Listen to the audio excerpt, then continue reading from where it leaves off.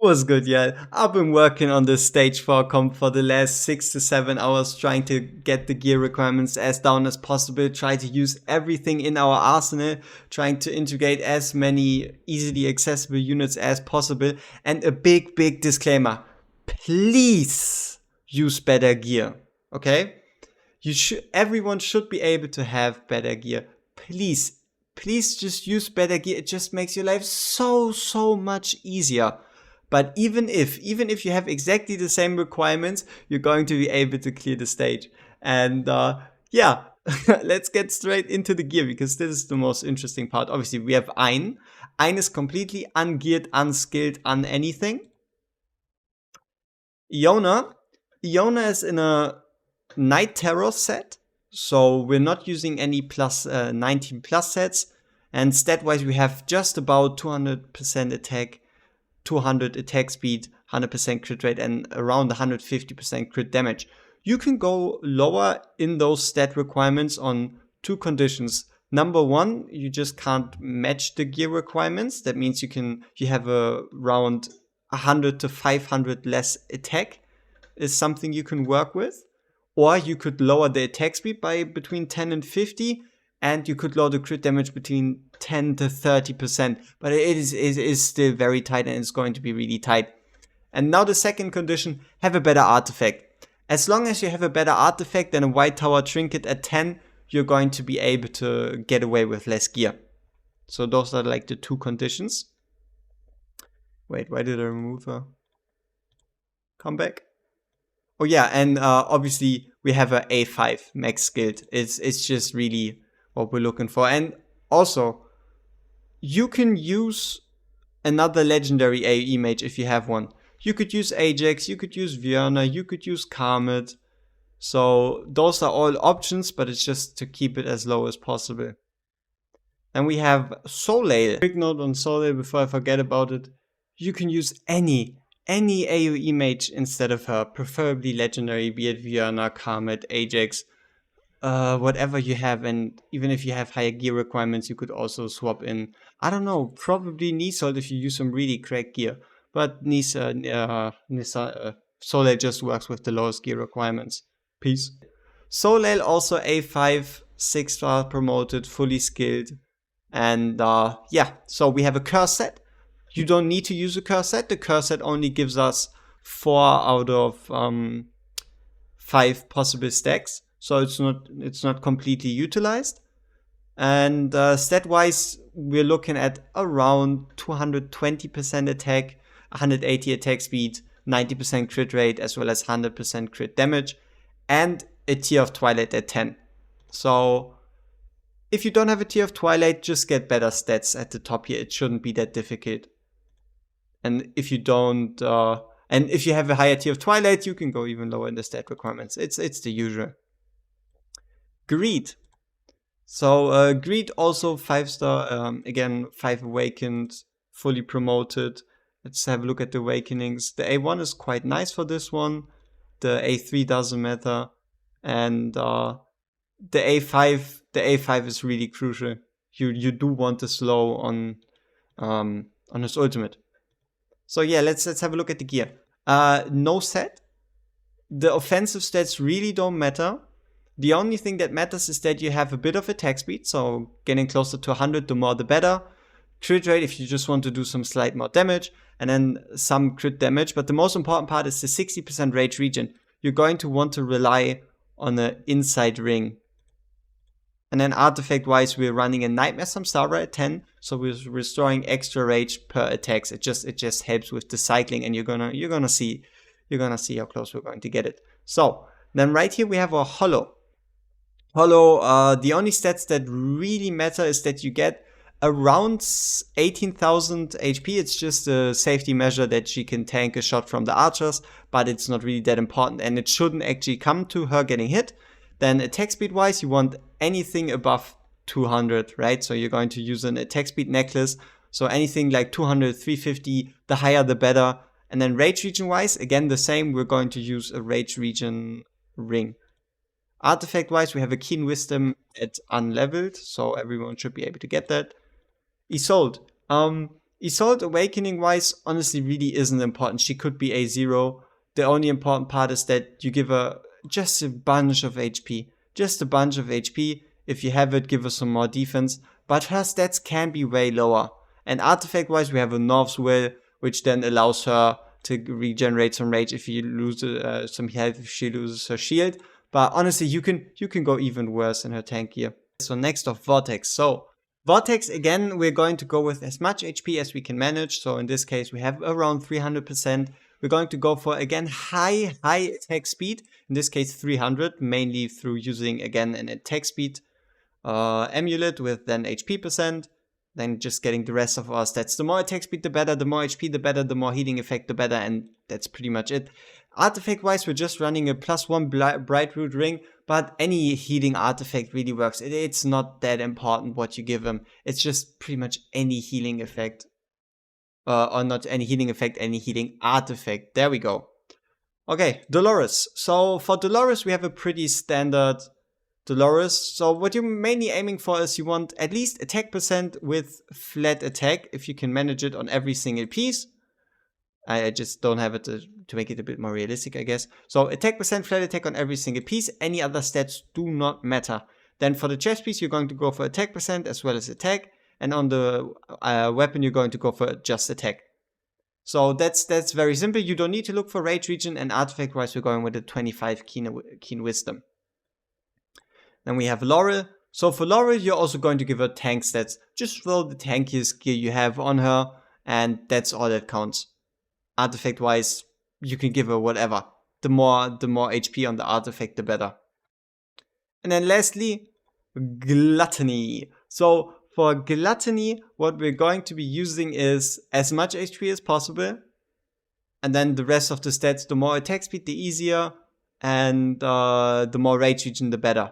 But that's honestly about it. So you just give him as much HP as possible, as much attack speed as possible, and as much rage region as possible.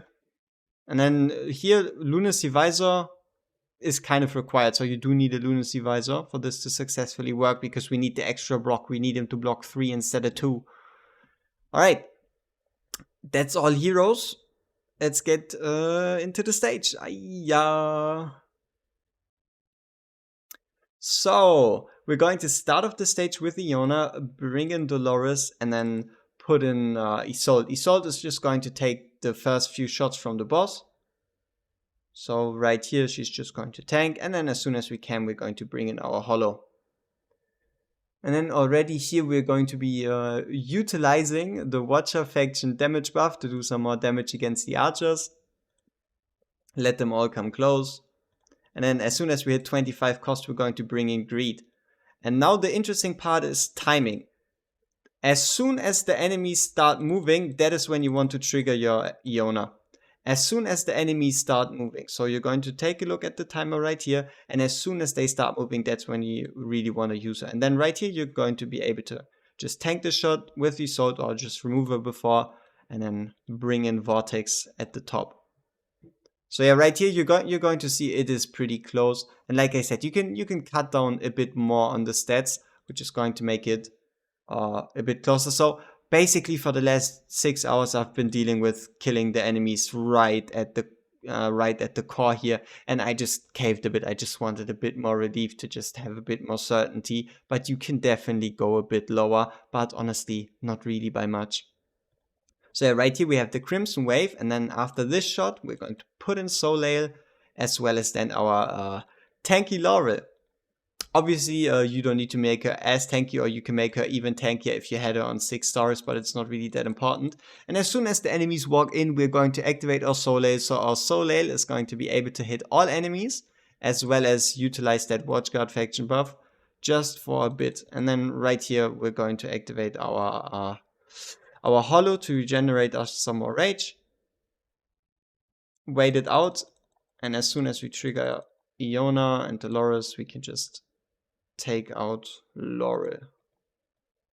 So yeah, Laurel is out, and then obviously we need to put someone in that tanks the next few shots, which is going to be Gluttony. And the reason Gluttony is at this tile at the top and not at this tile, that is because there is a way for Iona to hit the enemies if he's down here and then they stack too much on Gluttony. So it's just to like minimize RNG. So yeah, so far so good. As you can see, the enemies are again getting rather close to our core, but we're still able to successfully deal with them. And yeah, even though it doesn't look close, it is really freaking tight on timing. Yeah, and then right here you gotta really take a look at the HP of your Soleil. So like the faster your Vortex attacks, the easier it's going to be able to keep her alive. But there is a chance that your Soleil could potentially die, so you might need to cast Vortex's ultimate. And then right here we're just going to go with Hollow's ultimate to give everyone rage and then have her restore her ultimate already again. So yeah, timing wise everything is going quite well. And yeah. Soleil is also barely able to deal with the enemies. There is some slight RNG with the way she attacks, but honestly, as long as you just put in more gear, you can also eliminate it. Or you could even go a bit lower in the gear requirements if you so desire, but honestly, I don't recommend it at all. I do not recommend it. So yeah, right here, Laura just died, but it's not that important anyway. And as soon as enemies again start moving, that is our trigger to cast Iona. The main reason why we cast her here so early is just so the earlier she's finished with her ult, the earlier she can restore rage by herself again. And that's really the only reason.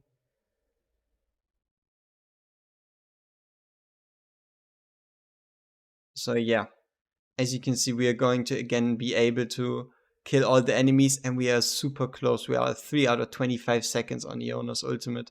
And as usual, the better the gear, the easier this whole thing becomes. So yeah, right here is the part where you really want that 3 block, I guess. If you have her, you could technically use a tanky Falchia to take care of those enemies. But yeah, I don't know. I don't know about that. So yeah, Soleil was able to deal with the top. And right here you can see we do need the 3 block. Or you give a bit more rage regen to Gluttony. If you give more rage regen to Gluttony, he's going to be able to eat up the enemy a bit faster. Or if you have less rage regen, it's really important. Right here we can see we're going to be able to eat them. And it would have worked even without the artifact, but it's just not safe that way. And then right here we're going to also ult with Vortex, because this is really rather dicey. So right here, once the enemies cross the middle tile, you're actually going to place an Isolde, and what that does, it is just going to push everyone around a bit. And if everyone gets pushed around a bit, that makes them, or puts them a bit closer together. And if they're closer together, obviously Iona has an easier time to hit, as well as it takes them just longer to reach the core. And if they take longer to reach the core, that means Iona has more time to actually hit the enemies. And if Iona has more time to hit the enemies, enemies are gonna die, right?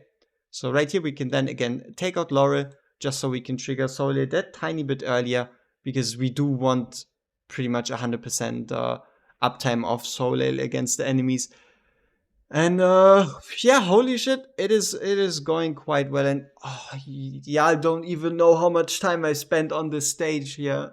It is crazy. Like look at this. Soleil is this fucking much away from actually clearing the stage. And honestly, now that I see it, you could probably go a bit lower.